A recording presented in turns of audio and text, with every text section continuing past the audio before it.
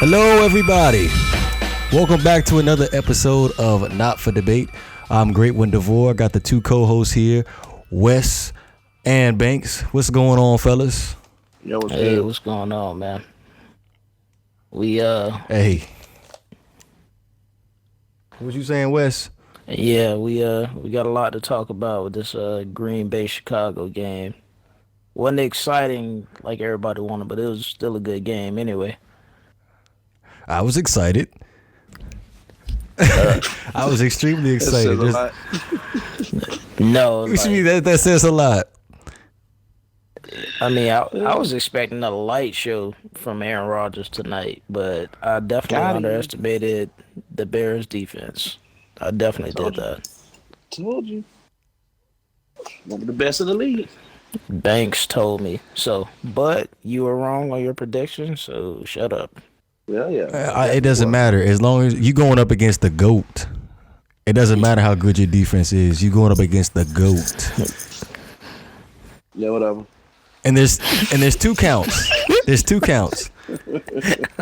Now, me and Banks had this discussion about the NFC North, probably one of our first couple of episodes of the podcast, and Banks went with the Chicago Bears winning the division. Now, I was borderline on the fence between the Vikings and the Packers, but I was probably like 70-30 Packers. Right. That's point one. Well, go ahead, Wes.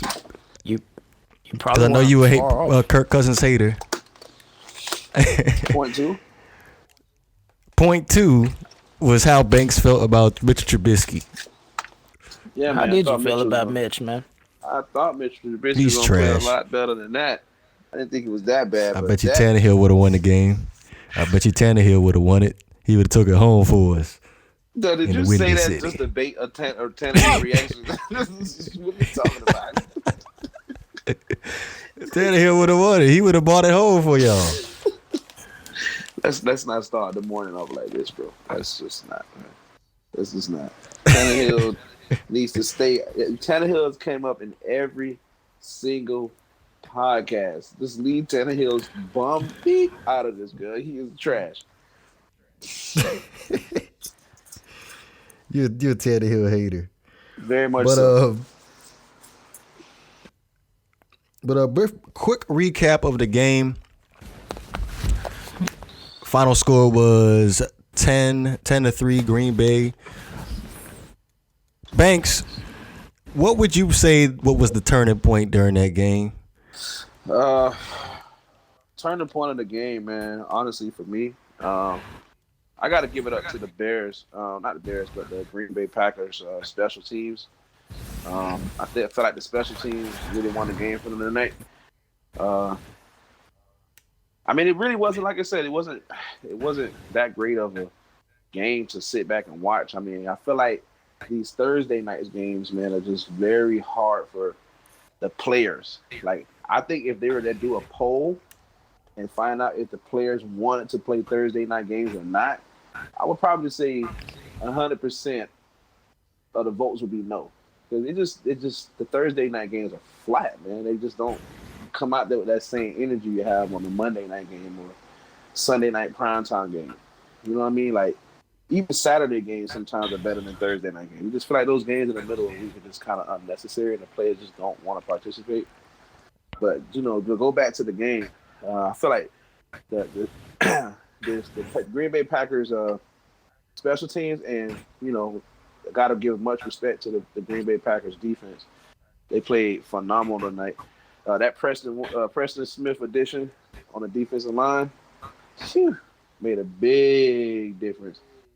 So, Tramon Williams looked like a 25-year-old version of himself, making a lot of big key plays. And I think the biggest play of the game for Green Bay defensively was the catch that Allen Robinson had on the sideline when Tramon Williams pushed him out of bounds.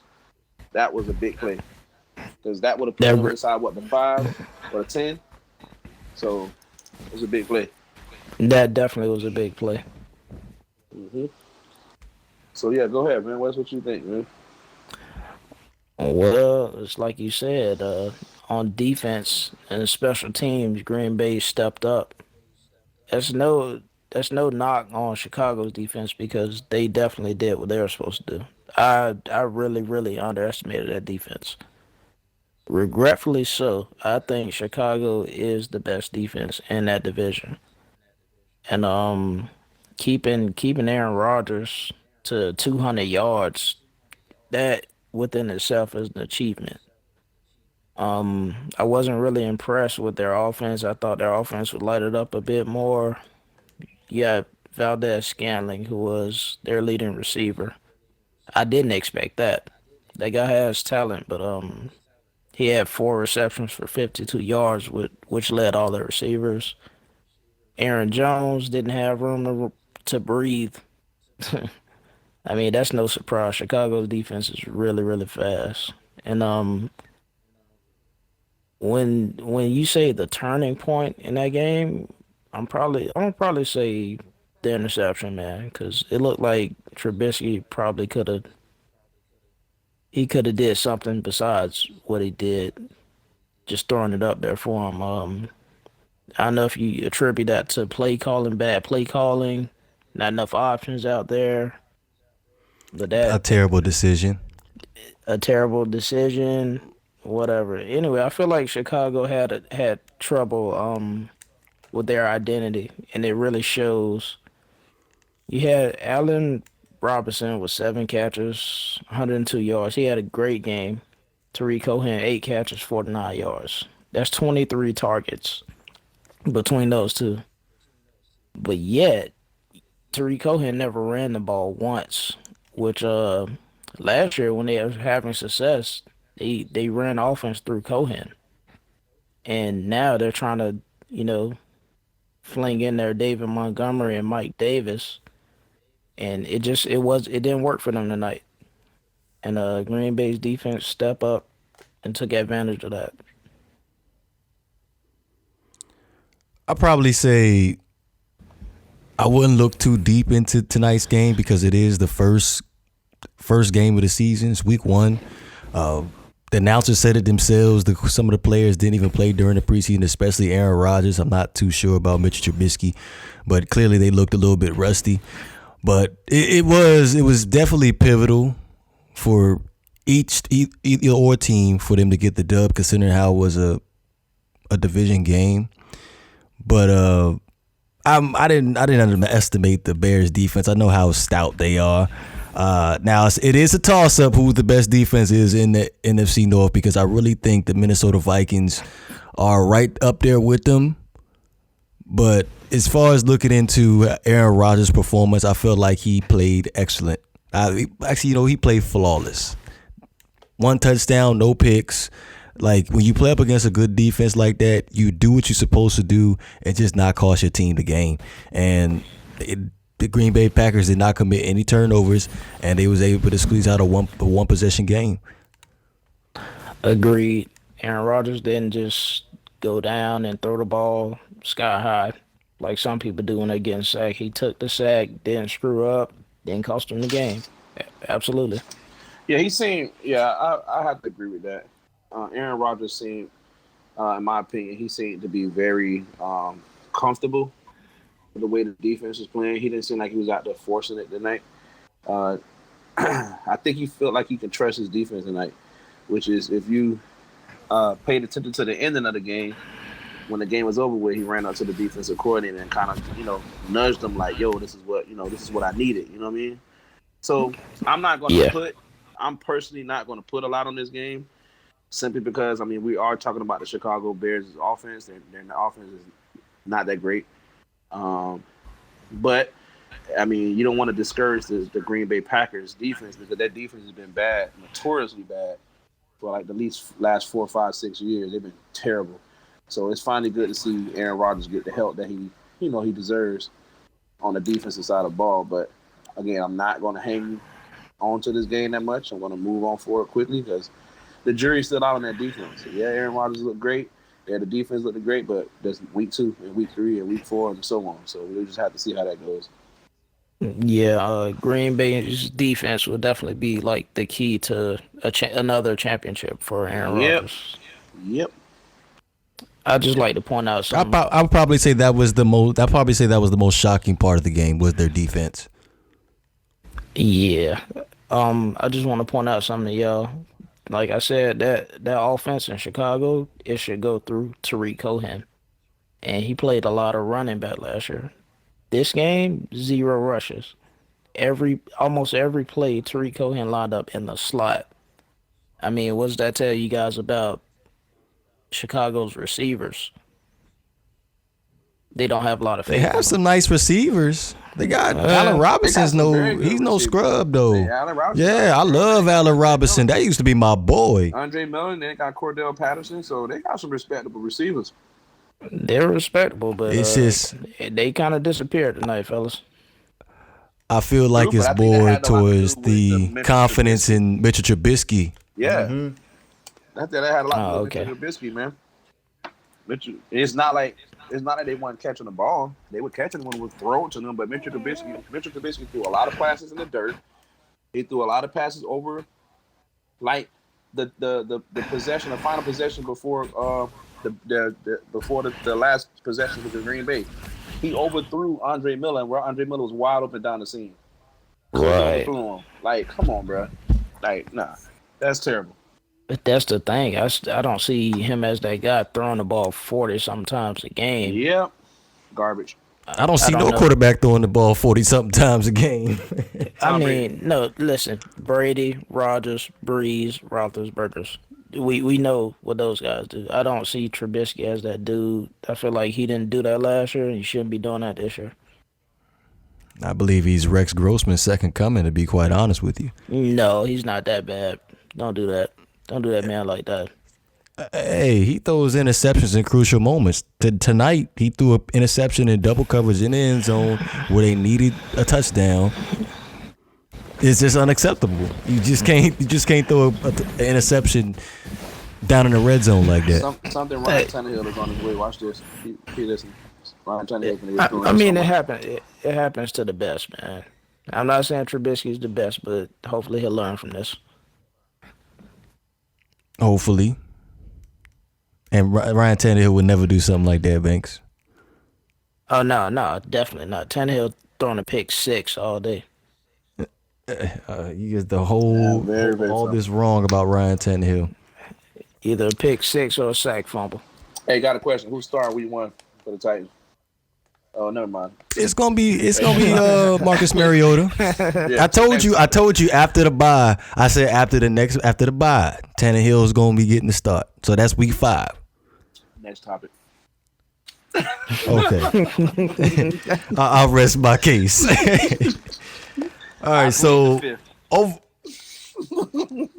the weekend, we was unable to hit this Monday morning due to the weather conditions down on the lower half of the East Coast.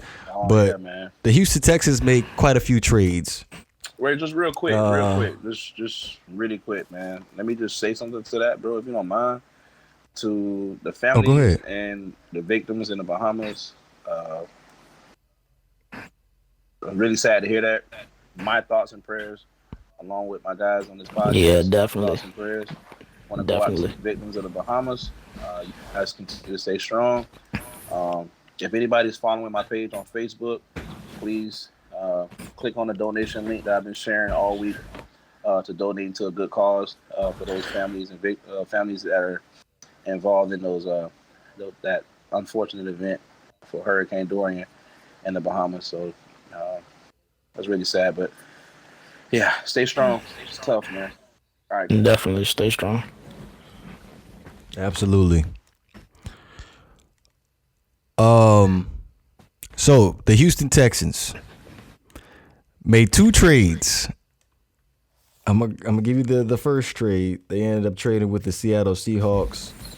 They ended up sending the Seahawks Jadeveon Clowney in exchange for Barkevious Mingo, Jacob Martin, and a 2020 third-round pick. What y'all think about that? You know what? I'm be straight up with y'all. Ridiculous trade. Jadeveon Clowney, well, he is one of the premier edge rushers in the league, in my opinion. I don't think I didn't. I feel like they could do without him, and I guess they felt the same way. They didn't want to pay him, all that money. They already invested in what Deshaun Watson, DeAndre Hopkins probably gonna get a new contract. You got J.J. Watt, so they got a lot of money invested in a lot of other places. I think so. It was probably just a smart business move to just move on from him. Yeah, I agree. I feel Your like thoughts, Banks? I agree. I feel like the Houston just kind of felt like where they drafted him at, they didn't get anything back in return. I feel like if Jadeveon would have came out and had a few more better seasons than he had, they would have had no other choice but to pay him because he's unmovable at that time. But I think the potential for Jadeveon is always going to be there. He's a freak of nature when he's in his right position. I don't feel like the 3-4 defense fits him well. I feel like the 4-3 defense is going to be fantastic, especially playing over there with Pete Carroll and that defense in Seattle. He's going to get an opportunity to put his hands in the dirt and do what he hasn't done since college, and that's run after the quarterback with his hands in the dirt. He hasn't done that in years. So I know he's probably going to be chopping at the bit. But, I have no issues with the trade. I feel like everybody mutually grew up from that trade. The Miami Dolphins capitalized on it. They got a first, 2 firsts and a second or something like that. So, not bad.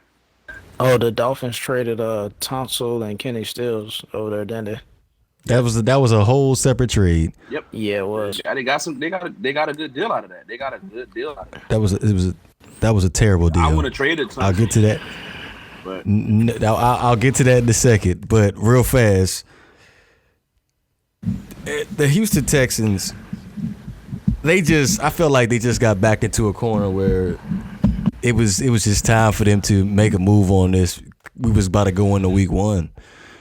And I feel like Jadeveon Clowney is worth every single penny. Every single penny. I changed my opinion, Banks, because I know we discussed this when Frank Clark got his $100 million contract from the Kansas City Chiefs. Sure did. Remember this conversation? Yes, sir. Yeah. Now, here's the thing, because I know I'm going to repeat what I said, that Jadeveon Clowney never got over 10 sacks. But with that being said, see, I checked the tape. This is an excellent app, the NFL Game Pass. Be sure to check that out. You could watch coaching film.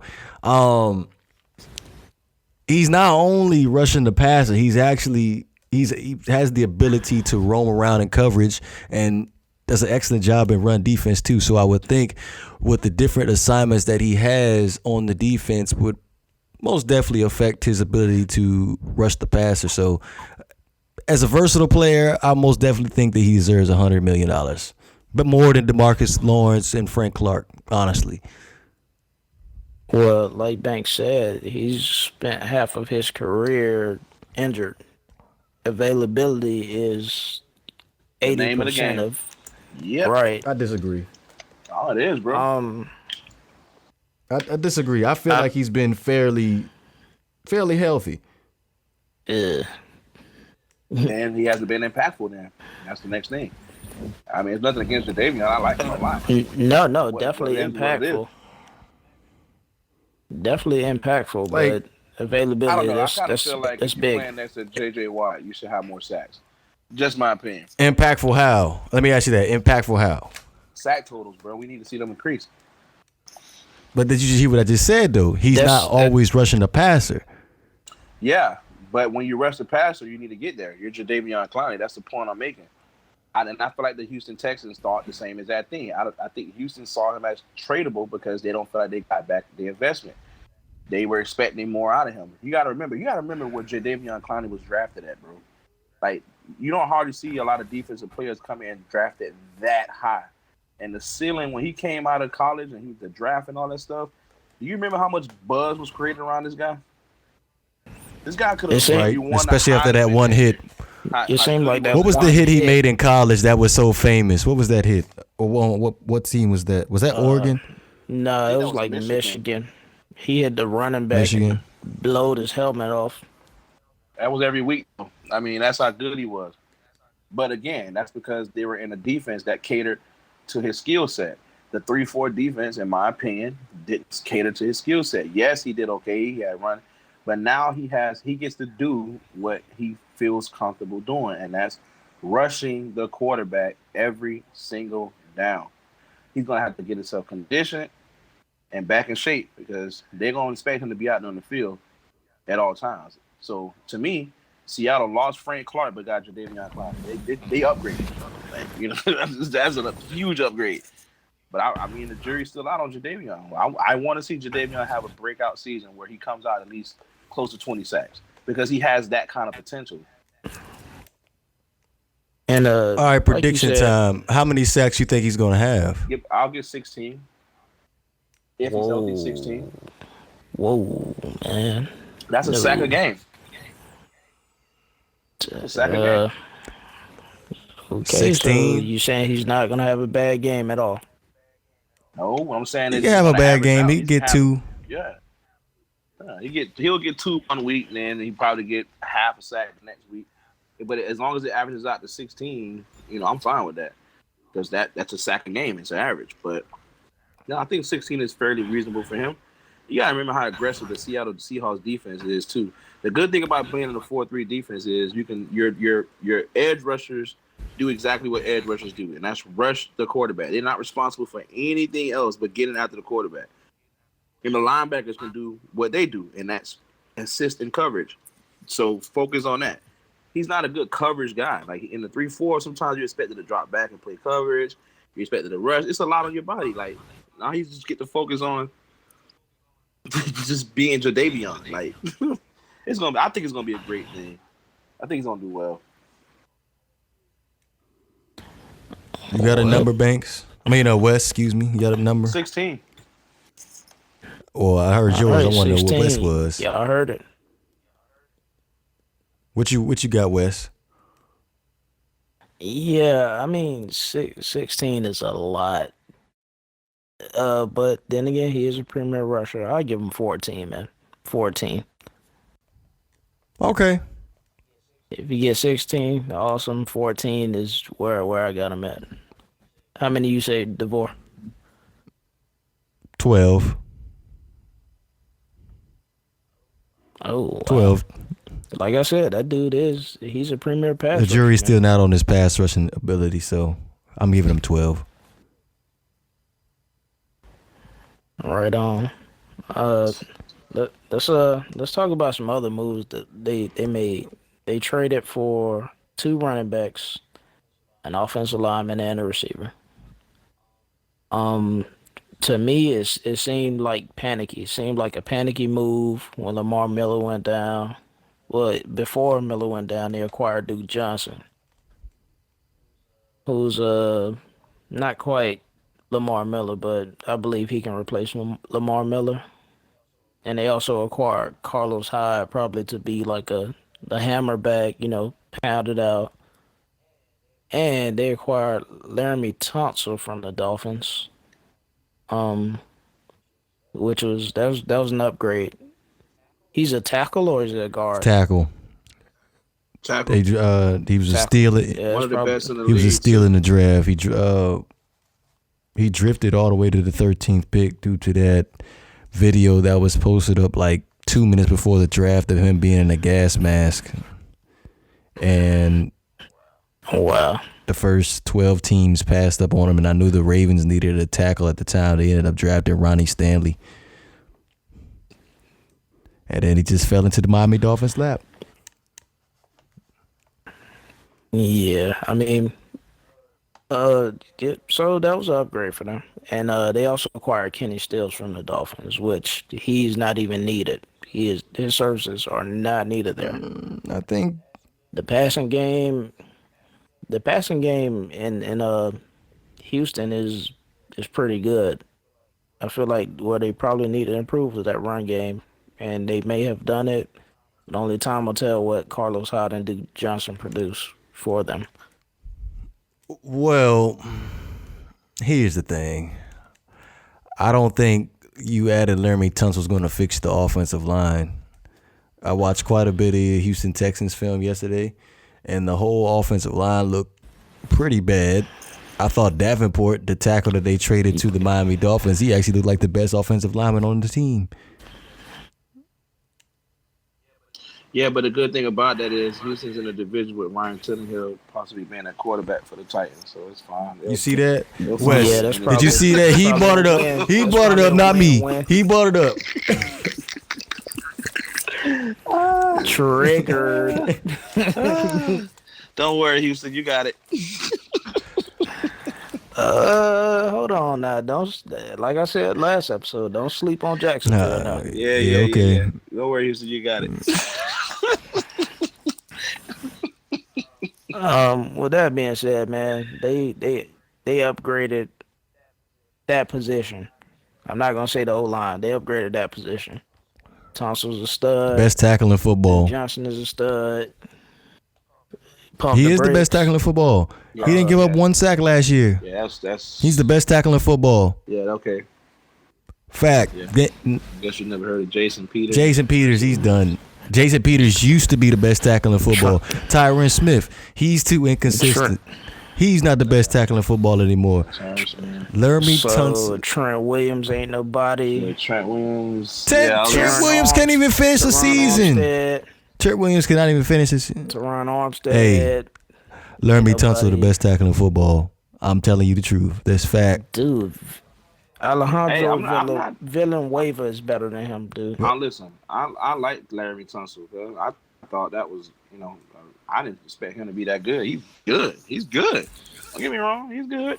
He's one of the good, but he ain't. So I just gave you the stat line. He didn't give up 1 sack during the season, and you just gonna say he good, Wes? He just good. How many sacks did your boy Villanueva give up in 2018? Shit, probably. Oh well, he sucked in. Probably. How many sacks you get? A lot. I'm just saying, don't disrespect the dude. Now, as far as the Dolphins benefit from this, I'm a little bit more optimistic about it after watching Julian Davenport yesterday. Okay, I got it now. Now I can talk. He gave up 4 sacks. You're right. You said he gave up 4 sacks? 4 sacks, bro. Hey Banks, I was gonna say, which number is bigger, 0 or 4? I don't know. I see 6, but y'all say numbers don't matter.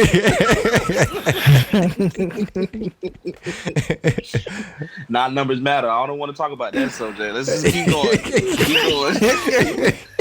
Keep going. Not numbers matter. We're not gonna talk about that. We're not gonna get into this. I'm straight. I don't even want to do it tonight. Just go. Just keep going. We're gonna have to bring Hurts on for part 2 of that, man. All right, man. Shout out to Hurt, man. All right, so in that Miami trade with the Houston Texans, the Dolphins ended up getting a 2020 first round pick and a 2021 first round pick, along with a 2021 second, with exchange with the Julian Davenport, which was their Houston Texans left tackle, and Johnson Batamosi. Good for them. Good for them. Good for Brian Flores trying to put his stamp on the team, trying to rebuild. See, this is what I don't understand about a rebuild. So you get rid of a cornerstone piece that you drafted and you don't want to pay him. So what's going to happen when Minkah Fitzpatrick is up for a contract extension? You just going to trade him too? You know what's going to happen. That's what Miami Dolphins I'm just saying, do. I don't understand that concept. They develop players. They develop players to go everywhere else and ball. That's what the Miami Dolphins do. Facts. You know that. No, I think they do it in a different way. I think they let them go in free agency, not via trade. Right. Which is, I don't know which is dumber. Because you get a player that I wouldn't put it past them trading Xavier Howard or letting him walk. I think he's this trying to is what they copy. do. I think the Brian Flores is trying to copy that New England Patriots philosophy. So Xavier ain't going nowhere. Because you see in New England they kept Stephon Gilmore. They extended his contract twice, making him a top 10 top corner in the league paid. So you saw what they did with Xavier Howard. They made him the highest paid corner. So Yeah, but that's still a blue moon with the Dolphins, bro. That's just the Miami sports scene anyway. Just in general, the sports teams don't normally pay athletes. I mean, you consider a lot of there's very few team players that got good money, and you think about it, the richest athlete should have been Dan Marino, and the Dolphins didn't pay him like that. And then it took Dwayne Wade to leave to go to another team to come back to get paid. Like, it's just that's what they do. They lowball people, and I don't know. And another thing that really grinds my gears about the Dolphins, you'll wait until a player is 32, out of his prime, and be like, hey, let's bring him in. Let's see if he got any juice left. Right. Like, no, that's not how you develop your franchise, your players. That's not how you do it, man. Right. And until they fix that front office, I don't even know the owner's name. I don't really care. Stephen Ross. Until they fix that front office, it's whoever, Bubblegum Man, whatever his name is. Bubblegum Man. Until they get that right, the Dolphins, they'll never change. Oh, okay. Can't wait to see the Steelers not be in the playoffs in 2019. Put your money where your mouth is. We go right now. I already know they're not going. Friendly bet. We can do. He was like, I can't wait to see the Steelers go down. You still think the Bengals are gonna win the freaking division, bro? What are you smoking? What you mean? What am I smoking? They got a better team than y'all. Yeah. In what, Universe 6, the 17th galaxy? Not this one. Yes, Earth. So I don't see how y'all don't see this. The defensive backs are better. The front four is better. Okay. Whoa. They have better receivers than y'all. Geno Atkins. Would you? I'm listening. I'm listening. Because Banks should. Let's say the defense. Banks should know this. Would you say that defensive backs are better than Pittsburgh Steelers, Banks? The Dolphins defensive backs are. No, we're talking about the Bengals. We're talking about the Bengals. No, we're talking about the Bengals. About the Dolphins. We're talking about the Bengals. Oh! I thought you were talking about the Dolphins. Whew. Sorry, man.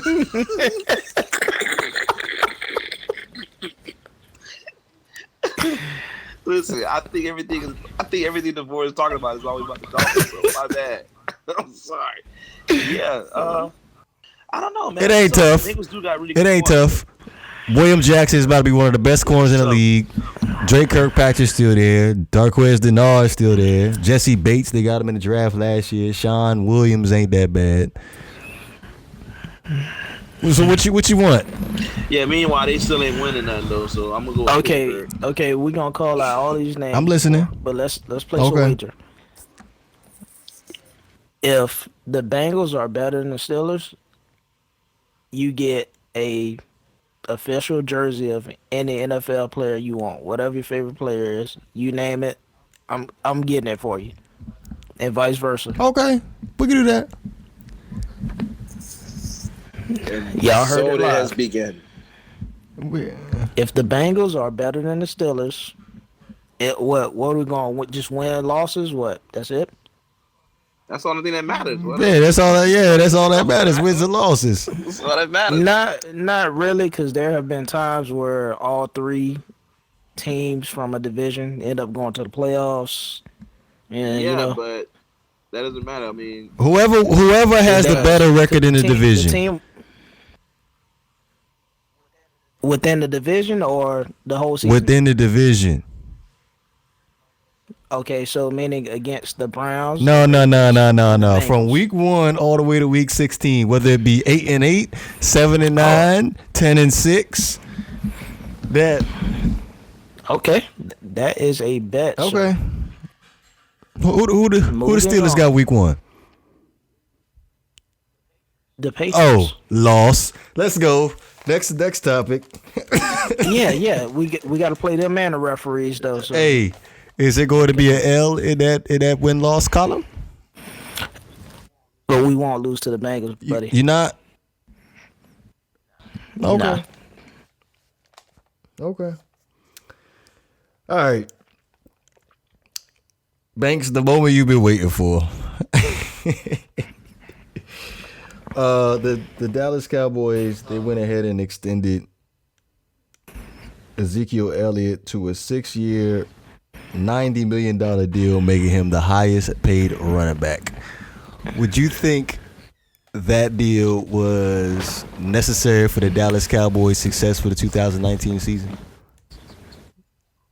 Of course it was, because there ain't no way the Dallas Cowboys winning that division, or at least planning on winning that division without Ezekiel Elliott, and that's no knock against that. Yeah, it is. That's just being. Yeah, it is. It is a knock. That's just It is a knock. You think Aaron Rodgers can play without Aaron Jones? No. Aaron Rodgers hasn't had a really good running All right. in a very long time. Hence the reason why he hasn't been back. Okay. Think about that year when he had a decent run game. They went to the Super Bowl. Oh, Who was the running back though? I don't remember, but I think it was James Starks. Yeah, he was okay. Starks was okay. He wasn't their only running back. Who was They that had a one? couple of them. That's the only one I remember. But they did have a decent running game. And a heck of a I'm defense. tripping. Was it Eddie Lacy? No, Lacey didn't win the Super Bowl. He didn't win the Super Bowl. Man,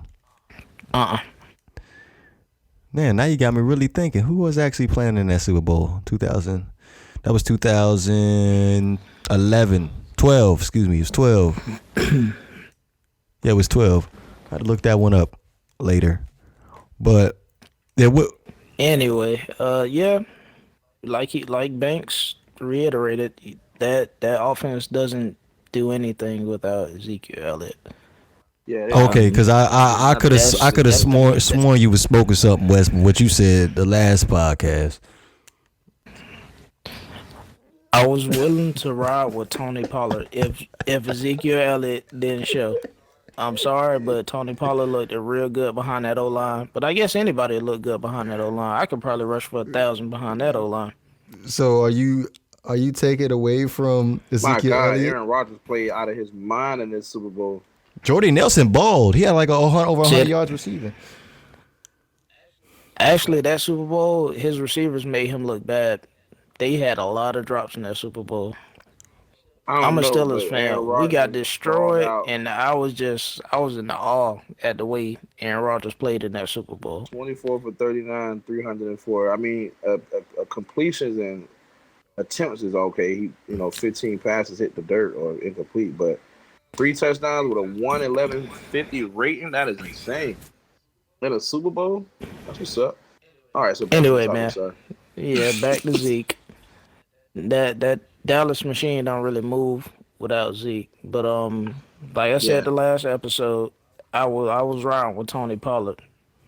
I still am. I'm probably not gonna drop him from my fantasy team. You got him on your fantasy team? We'll see what. You might as well drop him. I ain't even check your fantasy team. You got him on your fantasy team? It's in my other league. But who's to say Zeke ain't gonna go out there and have a high ankle sprain or something? Stuff happens. Oh gosh, no, bro. People retire. People kick girls. All type of stuff. People kick girls. Who knows, bro? Who knows?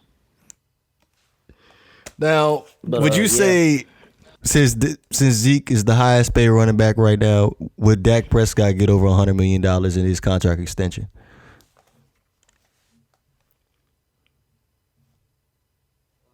Dak Prescott. That's Dak kind of about to get tough. paid, man. I think they just setting up the right opportunity. Dak gonna get paid. Yo, how many extensions have they done so far though. They got Like Jalen out. 4 or 5 Jalen out of the them. way. They did DeMarcus last year. Byron Jones is coming up. You still got Amari Cooper left on the table, along with Dak. So you got quite a few left. So I mean, would you say if let's say Michael Gallup or one of the other receivers has a good season, would you say Amari Cooper's the Hell odd man no. out? Because I don't Hell think they're gonna. no. Hell no. Hell no. I don't see them paying Dak, Zeke, and Amari. I Well, don't guess see who the that. odd man out is then? They are, bro. Guess who the odd man out is? It ain't It's Dak. Dak. How you? I don't think so. That is a Cowboy. I'm just saying you don't trade a So first will round Amari- pick. So will Amari Cooper be. You don't trade a first round pick for a Amari receiver Cooper and Dak will be there. and then not pay him. Like you traded your 2019 first round pick for Amari Cooper. You're not going to not pay him, rent him for 2 years. You would do that like on some win now type stuff, but I wouldn't. Would you? who's to say? A guy like Amari, if I have Cole Beasley and God knows who else out there, I probably would. What? No, not a knock on Cole, but Cole wasn't that dude. I'm just saying Amari is You that talking dude. about Michael Over in Gallup Dallas. and Randall Cobb. Cole Beasley went to Buffalo. Oh, Randall Cobb. Cole Beasley went to Buffalo. Right. I'm talking about last year when they acquired Right, Amari. right. But the offense wasn't moving Acquiring without him. until Amari Cooper got there, outside of the running game. Especially with Dak Prescott throwing the ball. I think Zeke had like 77 receptions last year. So you know who he was throwing the ball to. Yeah. That was before Amari got there. He had all the receptions, honestly. All right, so we're going to go ahead and switch over to Banks' squad. Zeke is not the only one who ended up getting a contract extension. Jared Goff, the quarterback for the Los Angeles Rams, also got an extension, which is worth, it's a 4-year, $134 million contract extension. Banks, I'm going to go ahead and start with you because you're not going to like what I have to say. What you think about that contract extension? I think it was a good move, man. Like I said, we're in a league now where quarterbacks are valued, and if you have your at least a half decent quarterback, you got to hold on to them. Again, I can't name too many other quarterbacks in the league that the Rams would rather have. Jared Goff is a young, up-and-coming star. Playing behind Sean McVay. McVay's getting him better and better. I mean, he played terribly in the Super Bowl, but that was his first time there. Think about it. The year before that, he was, the 2 years before that, he was one of the, looking like a draft bust. So every year he's improving, man. And I think that's what the Rams made a decision on. They said, okay, this guy has some upside. And, I'm gonna stand behind my quarterback, man. I believe in him. He played terrible. He owed me a Super Bowl. But we're going to get there. We're going to get there. It's a work in progress, man. We're going to get there. I was happy. He's, 22, 23, 24? One of those three ages. So he's young, and he has one of the best arms in the league. When he throws the ball accurately, he has one of the best arms in the league. He makes good decisions with the balls. And we just want him to get better, man. Trust his receivers and trust that running game and air it out. This year, I really want to see him go after it. I want to see him chase the MVP. I want to see him chase the Pro Bowl. I want him to really solidify himself because this is year 3. Year 4. Yeah, year 4 for him. So it's time to take over, man. So you can say whatever you want to say, but the Dolphins. I'm gonna let go. I'm gonna let West go. I'm gonna go ahead and let West go. Well, I mean, good for him. How much money did you say he made? $134 million. Ooh, look at all that money, all them M's. I bet when they called him, like, hey, we gonna pay you, he was like, yo, LA, we got a deal. Right, facts. But that's good for him though. The guy is a young, half decent quarterback. Not saying nothing negative about him, but Nah, what it is what it is. I would agree. He's got a work in he progress. fits. He Yeah. fits. He works for that team. He's good for them. Good for him, man. Well deserved. He has the numbers to back it up. Fortunately, better every year. unfortunately, better every year. Unfortunately, didn't win the Super Bowl. Good for him. That's all I gotta say on that one. What are you gonna do? Go after Joe Flacco at the end of the season? Like, come on, bro. Or Ryan Tannehill? I mean, No, he's better than those guys. yeah, a lot better. At least he's in the Super Bowl. Yeah, him and McVay are one of the better combinations in the league right now. Yeah, hands down. Brady Belichick 2.0. What did I tell you? You pump the brakes again. Brady Belichick 2.0. I'm telling you. You know, I need to create like a little panel where I just make noise out of pump the brakes. Brady Belichick 2.0. That's way too deep, Banks.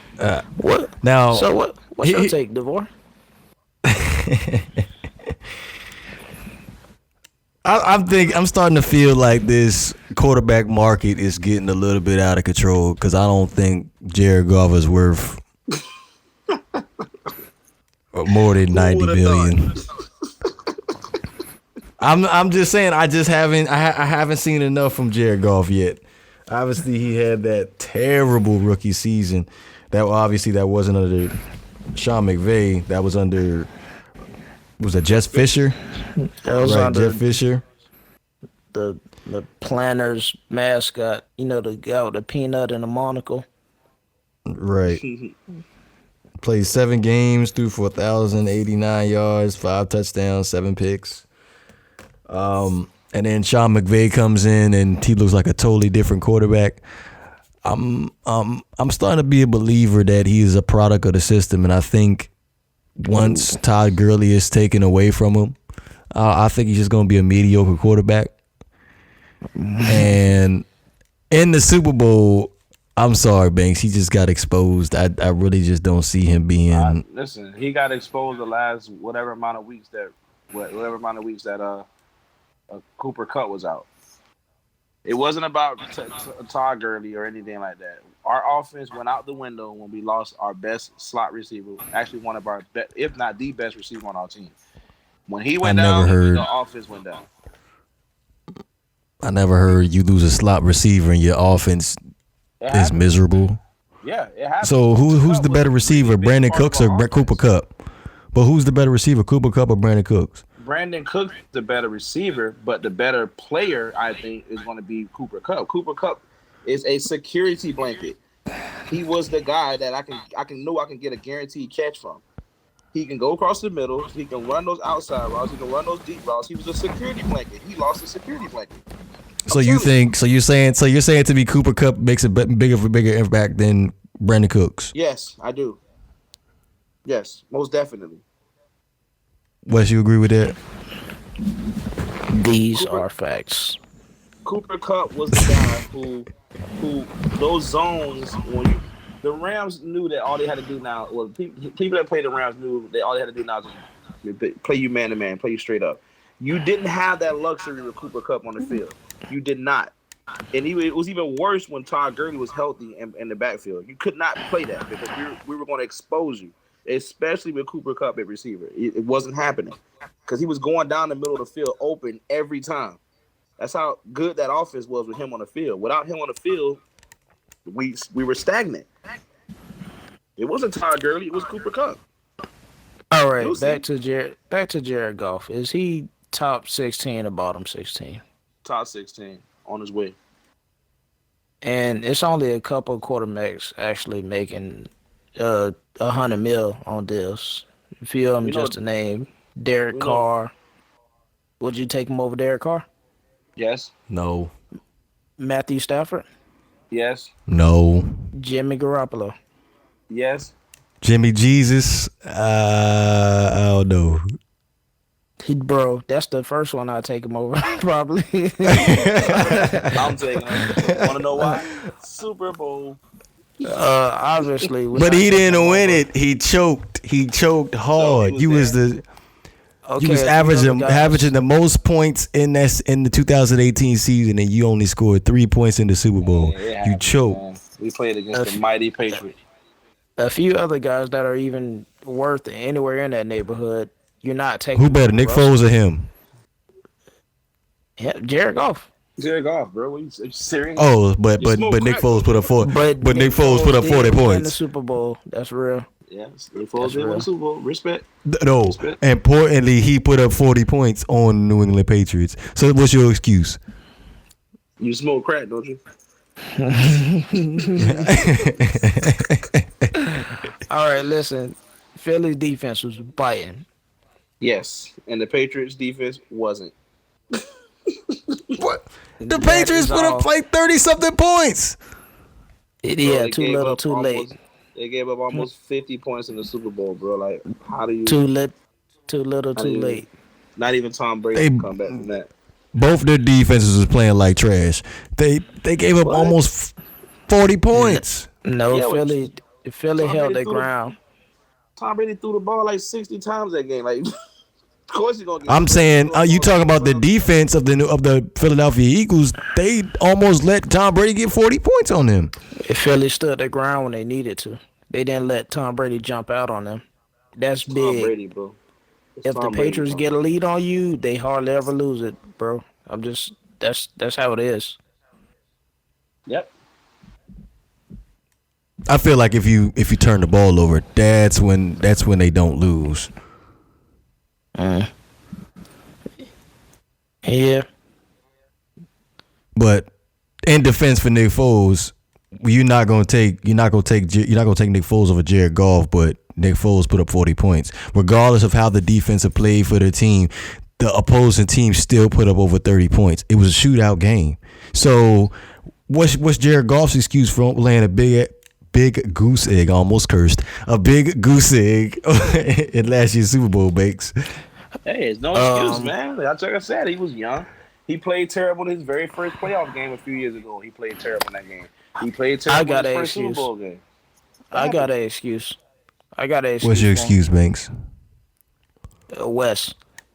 Banks saying it ain't no excuse. I got an excuse. My excuse for Jared Goff is that phantom touch Tom Brady's shoulder call that was an interception. That would have put them right there. I believe Goff would have turned them into points. Would have changed the whole landscape of the Super Bowl. Possibly, but it didn't happen. So shoulda, coulda, Who woulda. threw the pick? Who threw the pick? Brady threw the pick. Did Goff throw a pick too? Yeah, he did. Yeah, this was earlier in the game. This would have been the first Listen, turnover Bill of the game. Belichick knew that Jared Goff didn't have that much help, and he strategically. Oh, no, hold on. I didn't know. Bill Belichick knew that Jared Goff wasn't that good, so he strategically game planned for him. How about that? We're gonna keep ignoring this phantom call. See, that's what I be talking about, bro. We act like the Patriots just don't get help. I'll call a spade a spade. The New England Patriots won this game fair and square. Jared Goff was just not ready for this game. All right, man, I'm dropping it. I'm dropping it. Because Okay, I'm gonna drop it. Belichick, yeah, Brady, blah blah blah. All right, whatever.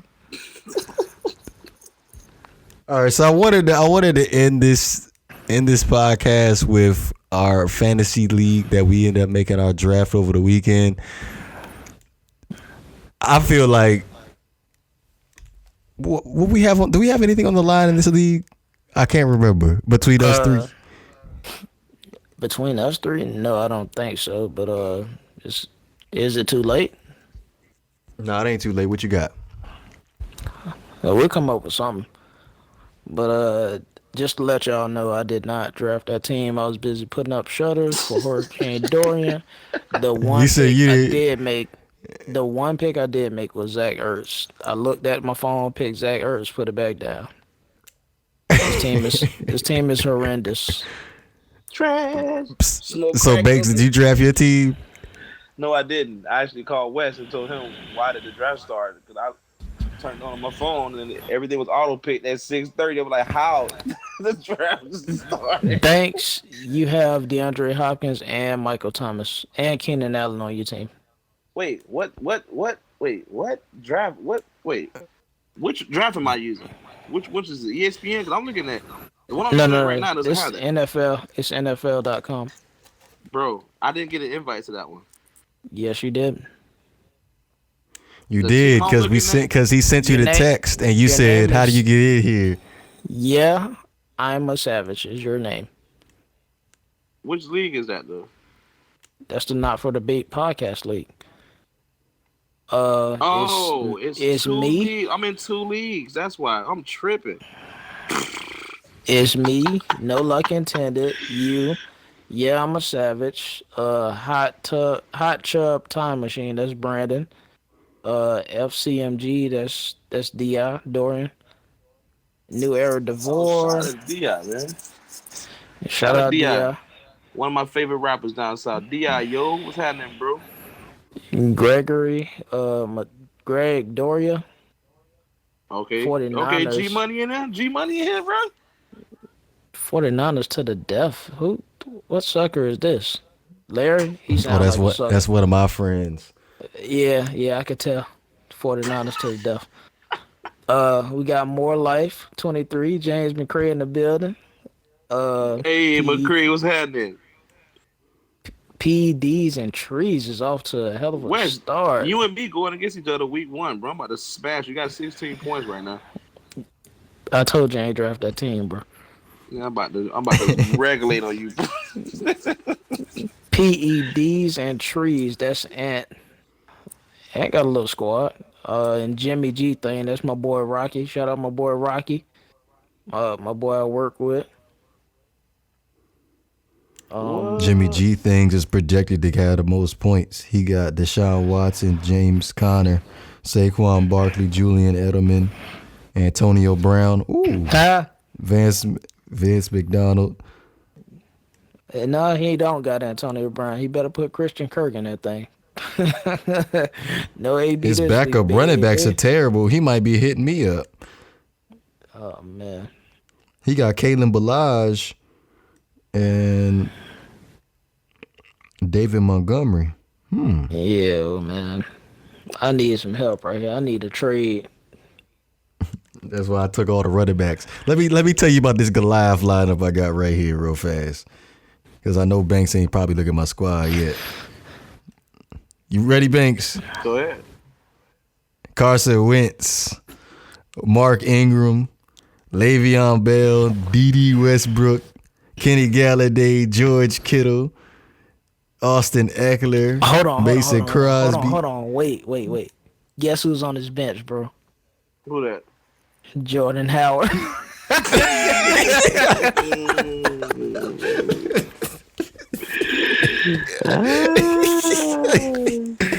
All right, go ahead. Keep going. All right, so I got Kirk Cousins, my backup quarterback. You heard Jordan Howard, Aaron Jones, Tyler Boyd, Tyler Eifert, and Delaney Walker. Well, it's a good thing you didn't start Aaron Jones tonight, right? Aaron Jones, what did he have tonight? He had 4 points. Yeah, he had 4 points. So I wasn't gonna start him anyway. But once I see what these Philadelphia Eagles gonna do in this first game, if Jordan Howard go off, which I know he will, he might be starting week 2. Yeah, man, the Not For Debate Fantasy League is looking nice. Look like it's gonna be real competitive. I know I'm not gonna win because I didn't draft this team, and hopefully we get some of these guys on our show on the cast. Right. Looking forward to it. Definitely. Oh, I'm winning 18-0. Sorry about that. I'm actually excited about this draft. I haven't been excited about a draft in a long time. I've usually been dissatisfied. But a couple of announcements before we close out the show real fast. We've been kind of contemplating on that extra day we're going to be adding. So it's set in stone that it's going to be Mondays and Fridays, correct? Wait. That was gonna be Sunday Mondays. You know what I mean.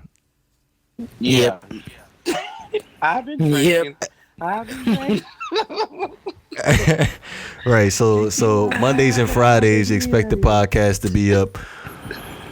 I was also. Was there anything else you guys would like to add before we close out? Nah, man. Just everybody just continue to keep supporting the podcast. It's football season, baby. Y'all know what's up. And we back. Subscribers to go up on YouTube, Snapchat, not Snapchat, Instagram. We're on SoundCloud. So y'all just keep following us. Pass it around. Like, comment, share, subscribe. I know our podcasts are pretty long. We try to entertain you guys throughout the entire hour, but y'all just continue to support us. And for the people who have been supporting us, sharing the podcast videos week in and week out, thank y'all so much, man. We really appreciate your help and support. Yeah, that's what's up. Wes? Yeah, really appreciate you guys. We out here having fun doing this, and appreciate y'all lending the ear. Hopefully we get more people to subscribe. We get a little bigger, and continue to grow. Yeah, they're. All right. With that being said, this is the Not for Debate podcast. We are signing out.